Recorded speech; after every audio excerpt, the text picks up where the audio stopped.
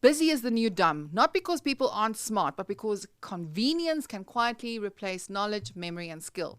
Let's look at convenience and the convenience in culture. Food being delivered instantly, entertainment on demand.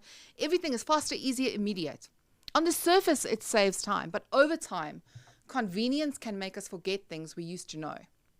How many of us still know how to grow a few vegetables? I mean, I was growing a potato the other day, and I didn't know it was a potato. I didn't know what it was, actually. I had to ask somebody.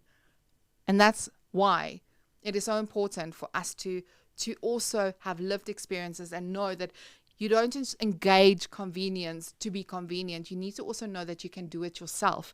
Then convenience makes sense. It's like how to cook simple recipes passed down from your gran. How to clean or fix small things without buying something new. When everything is outsourced, we become more dependent, and dependence always reduces freedom. Convenience is often trading patience, presence, and capability for speed. So in closing, I want to say this to you.